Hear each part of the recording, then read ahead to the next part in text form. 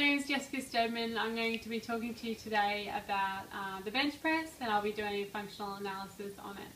So the bench press has two phases. There's the lowering phase and the lifting phase.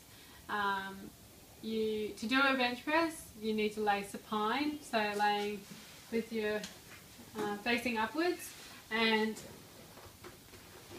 grasping the barbell, taking it off the rack, lowering, which is phase 1, and lifting, which is phase 2, to start position. And you can either continue with your exercises or just put it back on the rack. With the bench press, it's an open kinetic chain exercise, and so moving on to phase 1, we've got with the contractions, we've got with the wrist, there's slight extension to allow greater flexion of the phalanges. The prime movers of that is flexor carpi ulnaris, flexor carpi radialis, pollicis longus, flexor pollicis longus, palmus longus, flexor digitorum superficialis, and flexor digitorum profundus with isometric contraction. And so moving on to the next one, so we've got the elbow joint. So we've got from extension to flexion.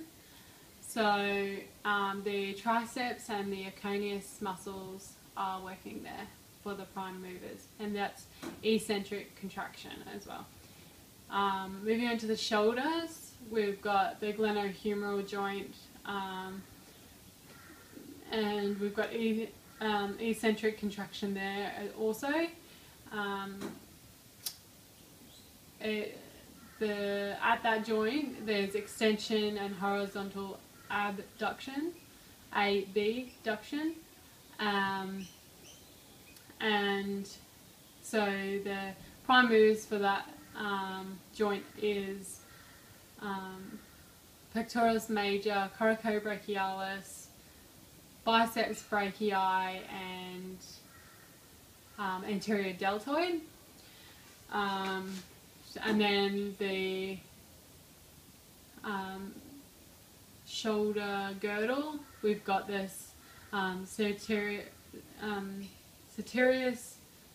anterior and the pectoralis minor, eccentric contraction. For phase 2, we've got all the same muscles, just concentric contraction. So I'll go through them again. So we'll go from the shoulder girdle. So we've got the sartorius anterior at the shoulder girdle, and the pectoralis minor, concentric contraction. Then from that, we've got the glenohumeral joint, which is we've got a deduction. So we've got biceps brachii, coracobrachialis, and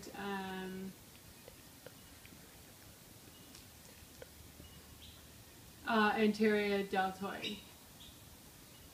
And then we've got, from there, we've got the elbow joint, which is,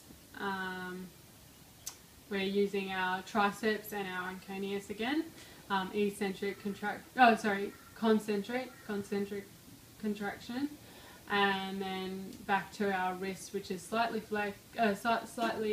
extended to allow greater flexion at the phalanges, and the same muscles are used isometrically, which are the flexor pollicis longus, the flexor carpi radialis, flexor carpi ulnaris, palmus longus, and flexor digitorum superficialis, flexor digitorum profundus. And I'm really glad that you enjoyed my video today. Thank you.